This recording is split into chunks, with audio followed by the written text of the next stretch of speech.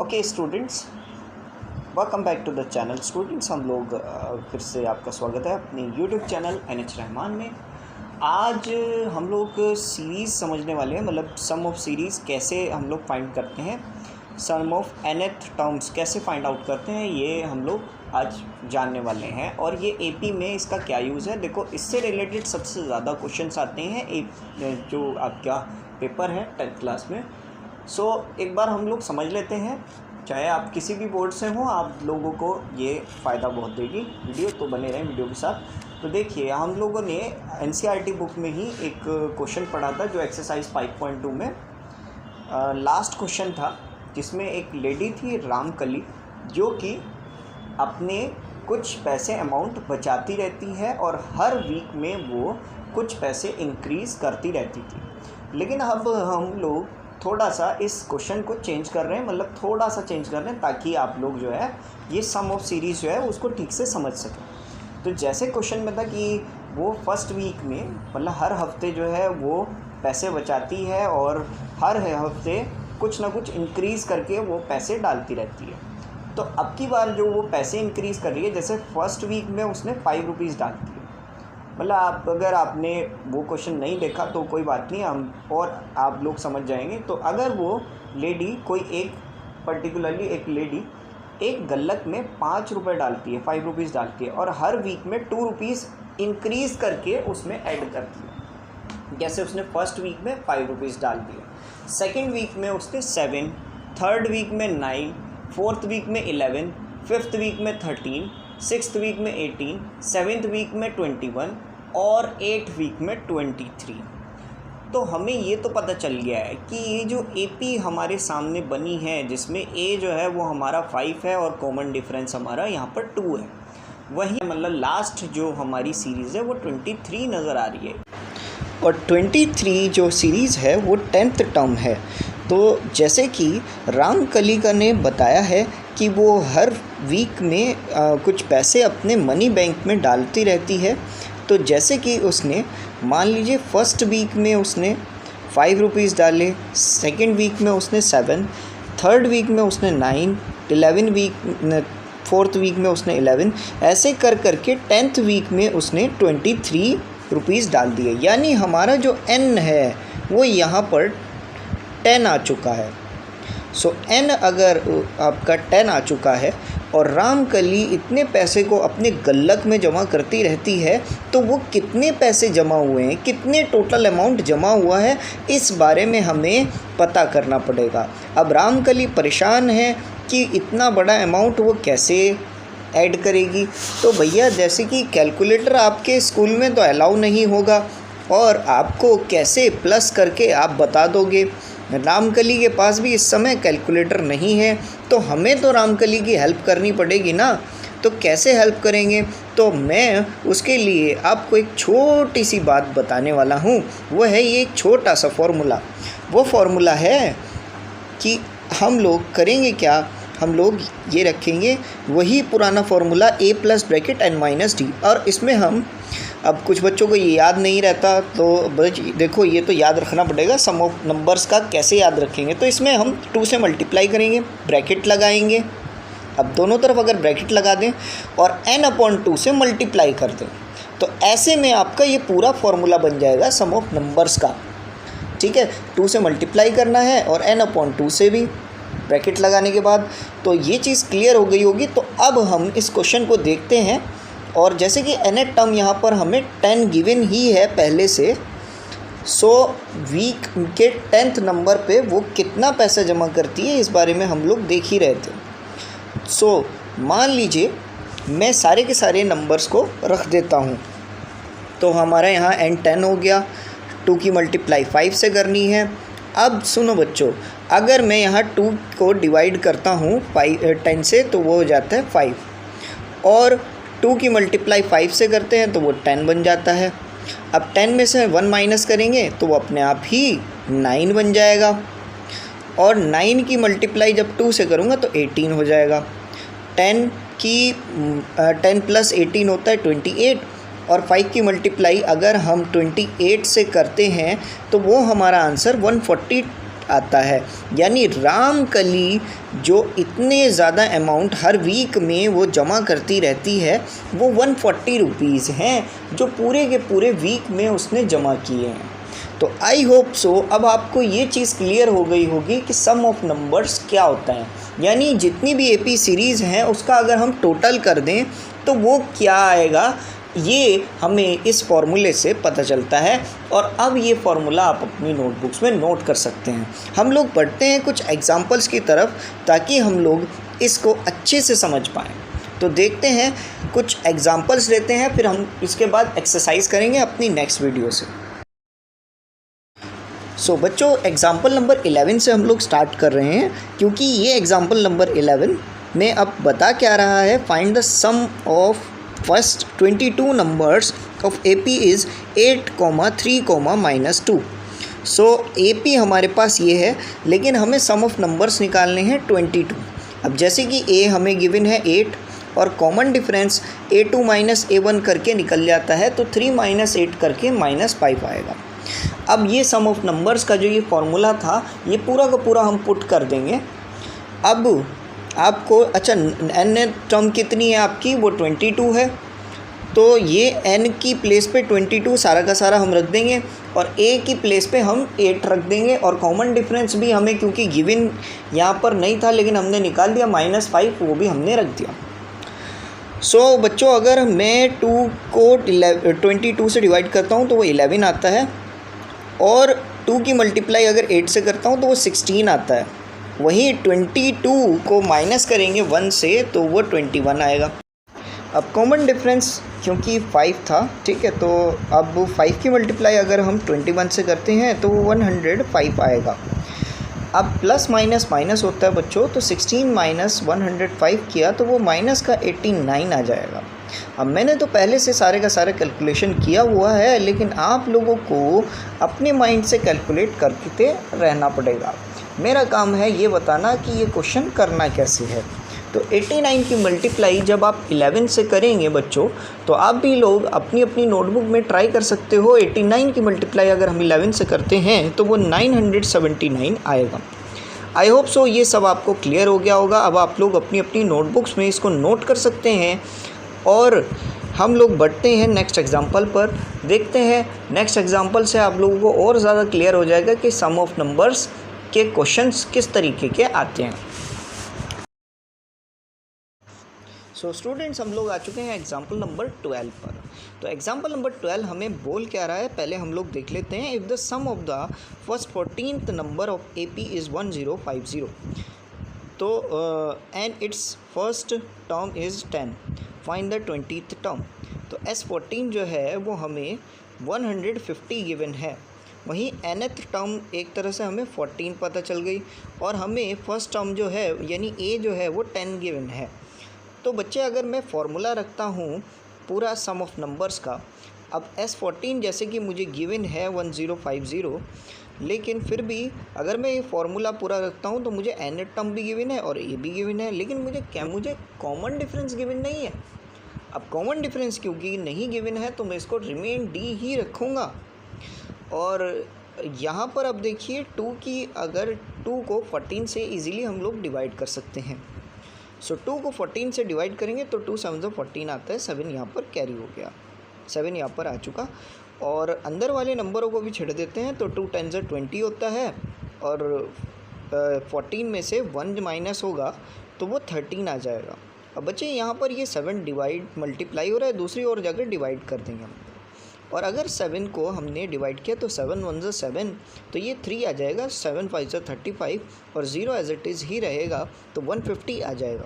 अब ये 20 इधर प्लस का है, दूसरी ओर जाकर माइनस का हो जाएगा, ये आ जाएगा 130। और 13 यहाँ पर मल्टीप्लाई हो रहा है तो दूसरी तरफ से हम कटिंग भी कर सकते हैं, 13 10 होता है 130। सो देखा जाए तो कॉमन डिफरेंस आपका 10 आ चुका है। अब हमारा A20 भी देखते हैं, A20 क्या आएगा। तो बच्चों देखो, अब हमारे पास लगभग सारी वैल्यूज़ आ चुकी हैं, लेकिन क्वेश्चन ने हमें A20 पूछा था। देखो, उसने सम ऑफ नंबर्स नहीं पूछा था, यहाँ पर सम ऑफ नंबर्स हमें गिवन था, लेकिन अब क्या है कि A20 हमें पूछा गया है, A20 की वैल्यू हमें बतानी है। तो A20 भी कर लेते हैं। देखते हैं A20 क्या आएगा, तो थोड़ा सा पीछे का आपका रिवाइज हो जाएगा। तो हमारे पास a plus bracket 20 minus 1 into D. अब a की वैल्यू आपकी 10 है और कॉमन डिफरेंस आपका भी 10 ही आया था। तो 20 में से 1 माइनस होगा तो ये आ जाएगा 19 की मल्टीप्लाई 10 से हुई तो 190 हुआ, और 190 प्लस होगा 10 से तो 200 आपका आंसर आ जाएगा। इसका मतलब A20 आपका 200 आएगा। सो अब आप लोग इसको नोट कर सकते हैं अपनी अपनी नोटबुक्स में। एग्जाम्पल नंबर 12 आपकी नोटबुक में भी गिवन है, NCERT की बुक में, इसी चैप्टर का। सो हम लोग बढ़ते हैं नेक्स्ट एग्जाम्पल, एक और एग्जाम्पल देखते हैं, फिर शायद आप लोगों को और अच्छे से क्लियर हो जाए सारी बात। सो स्टूडेंट्स, एग्जाम्पल नंबर 13 अगर आप ध्यान से देखेंगे तो आपको अच्छे से समझ में आ जाएगा। तो एग्जाम्पल नंबर 13 में हमें बताया गया है, how many terms of AP 24, 21 and 18 must be taken so that the sum will be 78। तो कितने हम लोग nth टर्म लें ताकि वो 78 बन जाए। तो यहाँ पर एक तरह से देखा जाए तो मेरे पास जो फर्स्ट टर्म है वो मेरे पास 24 गिवन है, और कॉमन डिफरेंस अगर मैं निकालना चाहूँ तो 21 में से अगर मैं 24 माइनस करूँगा तो वो -3 आएगा। अब SN देखा जाए तो SN मुझे यहाँ पर 78 गिवन है। देखो ना कि मैं 24 प्लस 21 प्लस 18 प्लस जितने भी ये नंबर हैं टोटल के टोटल, उन सबको प्लस करूँगा तो 78 आएगा। अब बात ये आ रही है कि वो nth टर्म कितनी है, वो कितना नंबर जाके बना है ताकि मेरे पास 78 आए। तो यहाँ तो मैं बहुत ही ज़्यादा कंफ्यूज हो चुका हूँ कि करना क्या है भाई। तो देखते रहो, कुछ करना नहीं है, आपको पहले से वही फॉर्मूला रखना है। तो देखो nth टर्म हमें क्योंकि गिवन नहीं है, हम nth टर्म को नहीं छेड़ेंगे, हम nth टर्म को ऐसे ही रखेंगे। लेकिन SN हमें गिवन है तो हम 78 उसके प्लेस पर रखेंगे और 2 की मल्टीप्लाई 24 से कर देंगे।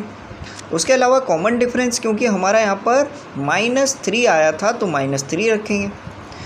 अब बच्चे देखो ज़रा कि अब मैं अगर 2 की मल्टीप्लाई 24 से करता हूँ तो वो 48 आएगा, और ये जो 3 है ये मैं अंदर इसको मल्टीप्लाई कर रहा हूँ, ठीक है, माइनस का 3 दोनों तरफ मल्टीप्लाई कर रहा हूँ, यानी ये हो गया 3n -3n, और माइनस की माइनस से मल्टीप्लाई होने के बाद तो ये प्लस का 3 बन जाएगा। तो 48 में अगर हम +3 करेंगे तो वो आएगा 51, और 51 आने के बाद हम लोग इसको, ये इतना हमारे पास आ चुका है। अच्छा, ये जो 2 है अगर यहाँ ये डिवाइड हो रहा है दूसरी ओर जाकर मल्टीप्लाई हो जाएगा 78 से, तो ये बन जाएगा 156। अब जैसे कि सबके सब नंबर्स हमें गिवन है, हमें यहाँ पर और ये जो n है, अच्छा ये जो n है इसको भी अंदर मल्टीप्लाई कर देंगे। जैसे ये 51n माइनस 3n का स्क्वायर, अब ये माइनस का 3n स्क्वायर उधर ले जाऊंगा तो ये प्लस का हो जाएगा। वहीं 51 भी मैंने दूसरी तरफ रख दिया है तो वो माइनस का 51n बन रहा है। अब आप लोग सोच रहे होंगे ये सर कर क्या रहे हैं। तो बच्चों देखो, ये एक तरह से आपकी क्या बन चुकी है, ज़रा ध्यान से देखो, ये एक आपकी क्वाड्रेटिक इक्वेशन बन चुकी है। जी हाँ, यहाँ पर पॉलिनोमियल और pair of the linear equation, ये सारे के सारे जितने भी चैप्टर्स आपने पीछे से पढ़ के आए हो आप लोग, क्वाड्रेटिक इक्वेशन हो गया या फिर फर्स्ट सेकंड चैप्टर पॉलिनोमियल हो गया, ठीक है, तो ये लीनियर इक्वेशन इनटू वेरिएबल वो सब रिवाइज होते हैं एपी में। ये खास बात है एपी की। तो ये क्वाड्रेटिक इक्वेशन बन चुकी है। अच्छा बच्चों, यहाँ पर 3 में कॉमन ले सकता हूँ। देखो 3 से ये 3n² भी डिवाइड हो सकता है, 51 भी डिवाइड हो सकता है और 156 भी डिवाइड हो सकता है। तो अगर मैं यहाँ 3 कॉमन ले लेता हूँ तो ये अंदर बचता है n² माइनस 17n प्लस 52। अब ये जो 3 है बच्चों दूसरी ओर जाकर ये डिवाइड हो जाएगा तो 0 आ जाएगा। अब जस्ट लाइक हमारे पास जो इक्वेशन आई है वो एक तरह के क्वाड्रेटिक इक्वेशन आ चुकी है, और क्वाड्रेटिक इक्वेशन को आपने सॉल्व करना आप लोगों को पता है कैसे होता है। या तो वो हम लोग मिडल स्प्लिटिंग टर्म से करते हैं या क्वाड्रेटिक फार्मूला लगाते हैं। लेकिन यहाँ पर अब मैं कैसे, कौन सी वाली तरीका यूज़ करूँगा, मेरे ख्याल से मेरा मिडल स्प्लिटिंग टर्म वाला जो तरीका है वो ज़्यादा बेटर रहेगा। तो मैंने आपको कई बार मिडल स्प्लिटिंग टर्म का तरीका बताया। जैसे 52 की मल्टीप्लाई हम पहले वाले नंबर से करते हैं ठीक है। तो ये जो कांस्टेंट मल्टीप्लाई होता है वो फर्स्ट वाले नंबर से होता है, 52 1 ज़ा 52। अब ये 52 दोबारा से जो आ गया हमारे पास, इसका प्राइम फैक्टराइजेशन ले लेते हैं। तो 2 × 26 होता है 52, और 2 × 13 होता है 26, और 13 × 1 होता है। तो ये जो हमारे पास फैक्टर आ गए हैं 2 2 13, हमें क्या बनाना है, हमें इन फैक्टर्स की मदद लेते हुए प्लस करना है या माइनस करना है, कुछ भी करना है, तो हमें 17 बनाना है। सो ये जो 17 है कैसे बनेगा, तो 13 तो मैंने एक तरफ रख दिया, और 2 × 2 होता है 4, तो 13 + 4 होगा हमारा 17। लेकिन ये 17 जो है ये माइनस का है, सो हमें नेगेटिव साइन दोनों में रखेंगे, तभी हमारा ये माइनस का 17 आएगा। तो मैंने ये रख दिया n² - 13n - 4n + 52 = 0। इसके बाद मैं यहाँ पर पहले वाले नंबर्स में 13 को कॉमन n को कॉमन ले लेता हूँ। तो मैंने यहाँ पर जब n कॉमन लिया, यहाँ अंदर बचता है n - 13।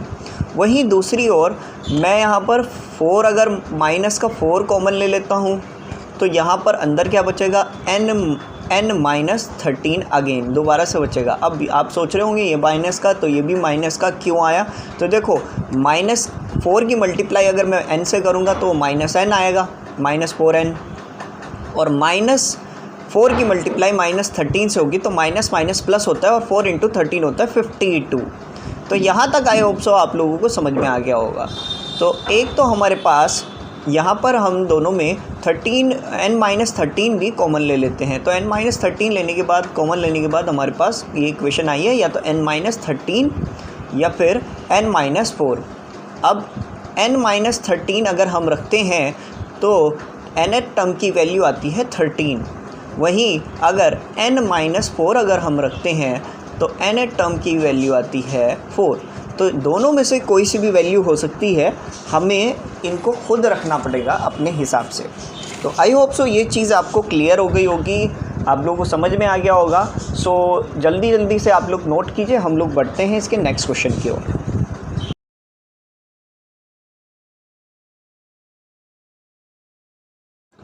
सो स्टूडेंट्स, मैं आ चुका हूँ एग्ज़ाम्पल नंबर 14 में। अब एग्ज़ाम्पल नंबर 14 को इजीली समझने के लिए देखते हैं क्या कह रहा है एग्ज़ाम्पल नंबर 4। तो ये कह रहा है फाइंड द, यहाँ पर 2 पार्ट्स दिए हैं, फाइंड द सम ऑफ, ठीक है। तो यहाँ पर 2 पार्ट्स दिए हैं। पहला पार्ट जो हमें कह रहा है, find the first 1000 positive integers. So positive integers का मतलब ये है कि जितने भी प्लस वाले नंबर्स आते हैं उन सब का हमें सम निकालना है। तो 1 2 3 4 5 6 7 8 से लेकर के 1000 तक के नंबर्स जितने भी हैं उन सब को हमें ऐड करके बताना है कितना आएगा। सो बच्चों, अगर यहाँ पर हम गौर करें तो हमें a तो मिल गया है 1, ठीक है, और कॉमन डिफरेंस हमारा यहाँ पर अगर मैं 2 में से -1 करूँगा तो वो 1 ही आएगा, ठीक है ना। और हमारा लास्ट टर्म यहाँ पे हमें मिली है 1000। मेरे ख्याल से ये समझ में नहीं आया होगा आपको। देखो, हमें nth टर्म जब गिवन नहीं होता, जब हमें nth टर्म गिवन नहीं होता उस समय पर हम लास्ट टर्म l लगाते हैं, ठीक है ना। अब लास्ट टर्म l 1000 आई है तो इसके लिए फॉर्मूला भी अलग लगेगा। जैसे आपका ये नॉर्मली ये वाला फॉर्मूला है Sn = n/2 bracket 2a + n - 1 × d, ये जो फार्मूला है, अगर इसमें ये 2a को मैं 2 प्लेसेस पे लगा दूं, 2 अलग अलग, मतलब 2a की प्लेस पे a + a लगा दूं, तो मैं अगर यहाँ पर गौर फरमाएं तो ये जो आप देख रहे हो कि a + ब्रैकेट n - 1 × d, ये तो वही फार्मूला है जो हम an के लिए यूज़ करते हैं। अब जैसे यहाँ पर 1000 एक तरह की an टर्म हो गई। अब nth टर्म हमें पता नहीं है कि कितनी है nth टर्म, ठीक है ना। nth टर्म मान लो पता नहीं है हमें, और लास्ट टर्म हमें पता है 1000। तो हम ये l यहाँ पर इसकी प्लेस पर, लास्ट टर्म हमें जब पता होती है तो लास्ट टर्म हम यहाँ पर l लिख देते हैं, ठीक है ना। तो ये इतनी बड़ी ये जो कैलकुलेशन इधर वाली है इसको हमें करने की ज़रूरत नहीं पड़ेगी, हम सीधा ये an रख देंगे, an यानी लास्ट टर्म रख देंगे। तो आई होप सो ये चीज़ आपको क्लियर हो गई होगी। लेकिन किसी भी हाल में हमें nth तो चाहिए, n टर्म तो चाहिए कि कितनी टर्म पर जाकर ये रुक रहा है। तो उसके लिए हम बेसिकली वही ए एन वाला फार्मूला लगाते हैं। लेकिन इस केस में बच्चों हमें एक तरह से एन बी गिवन है, एन बी गिवन है यहाँ पर। अब ये देखो ना, ए 1 2 3 4 5 6 करके 1000 पर ही तो 1000 आएगा ना। देखो फर्स्ट पे 1 आया, सेकंड पे 2 आया, थर्ड पे 3 आया, फोर्थ पे 4 आया, ऐसे करके 1000 टर्म पे 1000 ही तो आ रहा है, क्योंकि 1 से लेके 1000 तक के नंबर्स को इसने ऐड करने के लिए कहा है। तो एन भी हमारा यहाँ पर आ चुका है, वो है 1000।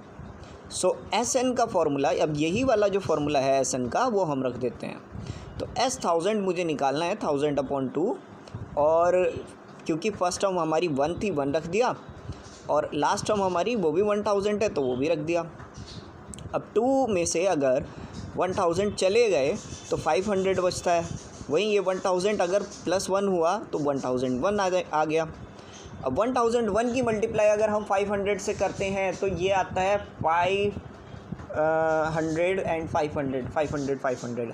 तो खुद देख सकते हो आप कितना बड़ा ये नंबर है, 5,05,000। ठीक है, इतने पैसे होंगे तो कभी ट्रांसफ़र कर देना, मजाक कर रहा हूँ। ठीक है, तो 5,05,000 ये हमारा आंसर आया है, यानी 500,500। सो बच्चों आप लोग इसको नोट कर सकते हो अपनी अपनी नोटबुक्स में, और इजीली करिए, जल्दी जल्दी कीजिए। कोई भी प्रॉब्लम होती है आप लोग पूछिए easily. Thank you very much. हम लोग बढ़ते हैं नेक्स्ट एग्जाम्पल की ओर। सो बच्चों वो तो था हमारा फर्स्ट पार्ट। अब हम इसका सेकंड पार्ट भी देख लेते हैं। तो सेकंड पार्ट में ये क्वेश्चन हमें क्या बोलना चाह रहा है, क्या कहना चाह रहे हैं, ये कह रहा है the first nth n positives numbers. ठीक है, तो जितने भी nth नंबर्स हैं उन सबको ऐड करके बताइए कितना आएगा। आप लोग सोच रहे हो ये क्या वाला है भाई, हमारे तो कुछ समझ में नहीं आया ये कॉन्सेप्ट, तो थोड़ा सा मैं आपको एक्सप्लेन कर देता हूँ। देखो ए तो हो गया हमारा 1, कॉमन डिफरेंस जैसे पहले किया हमने कि 2 - 1 किया तो 1 आ गया था। और एन टर्म जो है, मतलब जितनी भी टर्म है, जो भी है हमें यहाँ पर गिवन नहीं है वो टर्म, तो वो एन टर्म जितनी भी है वो हमने यहाँ पर रख दी। तो ये पूछ रहे हैं हमसे कि सर बताइए कि हमारा आंसर क्या आएगा, एस एन क्या आएगा। मतलब यहाँ एन की प्लेस पे कुछ भी रख दो आप तो क्या आएगा आंसर। सो मैंने ये जो फॉर्मूला है इसको ऐसे ही रखा, 2a की प्लेस पर 1 रखा और कॉमन डिफरेंस भी 1 रखा। तो यहाँ 2 × 1 करूँगा तो वो 2 ही आएगा, और 1 की मल्टीप्लाई n-1 से होगी तो वो भी 1 ही आएगा। इसके बाद अगर ये ब्रैकेट n-1 वाला ब्रैकेट इसे खोल देते हैं तो ये हट जाएगा, और अंदर जो माइनस का 1 है वो 2 से माइनस होने पर 2 - 1 होने पर 1 आएगा।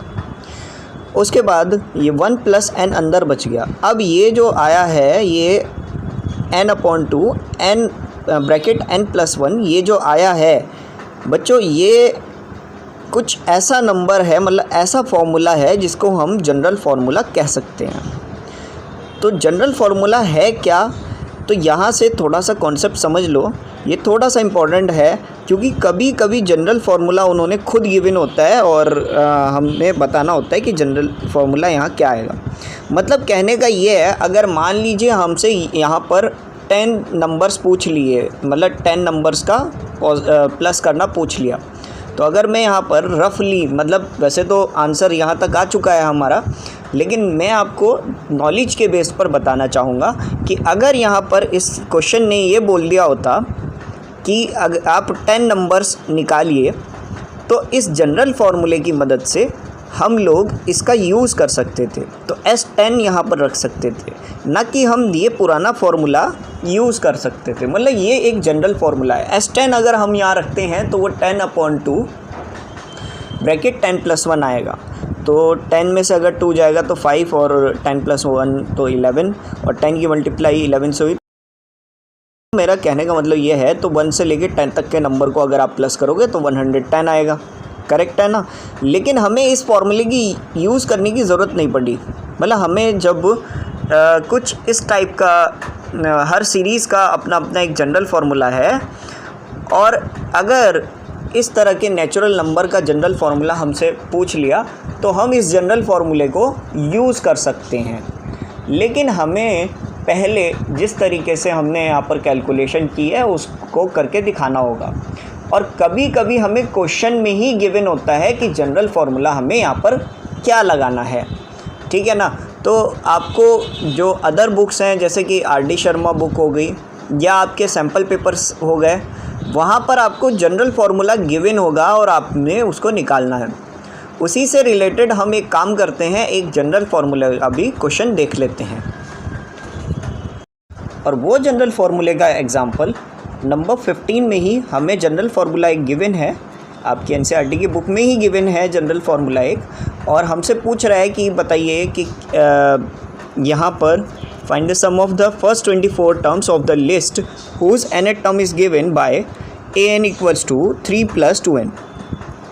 तो ये क्या है सर, है ना, ये एक जनरल फार्मूला है बच्चों, ठीक है, जनरल फार्मूला है ये। कभी SN में भी जनरल फार्मूला होता है, कभी AN का भी जनरल फार्मूला होता है, कभी SN का भी जनरल फार्मूला अलग होता है, AN का अलग होता है। तो यहाँ पर हमें जो गिवन है वो AN का जनरल फार्मूला गिवन है, ठीक है ना। SN का भी हम इस एग्जाम्पल के बाद देखते हैं कि SN का जनरल फार्मूला और कोई क्या हो सकता है, लेकिन इसको पहले सॉल्व करते हैं। तो ये कह रहा है find the first 24 terms the list of the numbers nth term given by an equals to 3 + 2n। तो ये जो जनरल फार्मूला है an का, इसको रखिए और इसमें आप लोग बताइए कि इसकी AP क्या बनेगी। जैसे मैं अगर यहाँ पर A1 रखूँगा, ठीक है, A1 रखूँगा तो n की प्लेस पर क्या आ जाएगा, 1 आ जाएगा। अब 2 × 1 होता है 2, 3 + 2 होता है 5। वहीं अगर मैं A2 रखूँगा तो n की प्लेस पर यहाँ 2 आ जाएगा, तो 2 × 2 = 4 होता है और 3 + 4 7 आ जाएगा। और A3 क्या होता है, A3 n की टर्म पर 3 आ जाएगा। 2 × 3 6 होता है, 6 + 3 9 होता है। तो एक तरह से हमारी जो AP आ गई है वो कुछ आ गई है 5, 7 और 9, और इस तरीके से ये चल रही है। अब अगर हम इसका कॉमन डिफरेंस फाइंड आउट करने की कोशिश करते हैं तो वो आता है 7 में से अगर हम 5 माइनस करेंगे, A2 - A1 करेंगे तो वो हमारा 2 आएगा, ठीक है। और हमारा देखो यहाँ पे क्योंकि इसने खुद बोला था कि nth टर्म जो है वो 24 है, तो 24 nth टर्म हमने रख दी। यहाँ पे लास्ट टर्म हमें गिवन नहीं है, तो हमने बग़ैर लास्ट टर्म के हम लोग कर सकते हैं। अगर लास्ट टर्म हमें गिवन होती तो हम वही फार्मूला लगाते पुराना वाला, ठीक है। तो देखते हैं। तो SN हमसे पूछा है कि शुरू की 24 टर्म्स का ऐड करके दिखाओ। तो S24 जब हमने रखा तो n की प्लेस पर 24 आ गया, और A की वैल्यू हमें 5 पता है और कॉमन डिफरेंस 2 है, ये भी हम निकाल चुके हैं। तो 24 तो यही है, ठीक है। तो 24 को अगर मैं 2 से डिवाइड करता हूँ तो वो 12 आएगा। और अब हम अंदर वाले नंबर्स भी देख लेते हैं। तो 2 × 5 होता है 10, और 24 में से 1 जाएगा तो 23 बचेगा। 23 की मल्टीप्लाई अगर हम 2 से करते हैं तो 46 आता है, और 46 को 10 से प्लस करते हैं तो 56 आता है। अब ये 12 बाहर पहले से रखा हुआ था, तो इसको भी मल्टीप्लाई कर लो 56 से। तो बच्चों आप लोग तो अपनी अपनी रिवीजन नोटबुक में, रफ़ नोटबुक में कर सकते हो, लेकिन मैं पहले से कर चुका हूँ क्योंकि इतना समय नहीं होता, वीडियो लंबी हो जाती है। तो 12 की अगर मल्टीप्लाई हम 56 से करते हैं तो वो 672 आता है। तो आई होप सो ये आपको एग्ज़ाम्पल नंबर 15 आप लोगों को क्लियर हो गया होगा। इस एग्ज़ाम्पल में क्या है, कैसे है, किस तरीके से है, सब चीज़ आप लोगों को क्लियर हो गई होगी। आप लोग अब इसको अपनी अपनी नोटबुक्स में नोट कर सकते हो बग़ैर किसी दिक्कत परेशानी के। जल्दी नोट कीजिए। हम लोग बढ़ते हैं अगली एक्सरसाइजेस की ओर, और एक्सरसाइजेस में के क्वेश्चंस हम लोग नेक्स्ट सीरीज़ में देखेंगे, ठीक है। मुझे पता है ये वीडियो भी काफ़ी लेट हो चुकी है, लेकिन हम लोग कोशिश कर रहे हैं कि अपने टाइम को सही तरीके से चलाने की। सो डियर स्टूडेंट्स, अगर आपने यहाँ तक वीडियो देख ली है तो thank you very much, thanks for watching this video and don't forget to like and subscribe. हमारे सब्सक्राइबर्स बहुत कम है, मजबूरी यही है, इसीलिए हम लोगों की वीडियो जो है वो रेगुलर नहीं रह पाती, क्योंकि अगर आपके सब्सक्राइबर बढ़ेंगे तो उतने ही हम लोग मोटिवेट होंगे और अपनी वीडियोस पर ज़रूरत से ज़्यादा काम करना शुरू करेंगे, ठीक है ना। तो होप सो, लाइक करें, सब्सक्राइब करें और अपने दोस्तों के साथ भी शेयर करें, ताकि जो ऐसा स्टूडेंट है जो कोचिंग नहीं ले पा रहा है या स्कूल की उसको प्रॉब्लम है, तो उन लोगों को भी इसका फ़ायदा मिल सके। तो thank you very much, thanks for watching again, please like and subscribe again, thank you.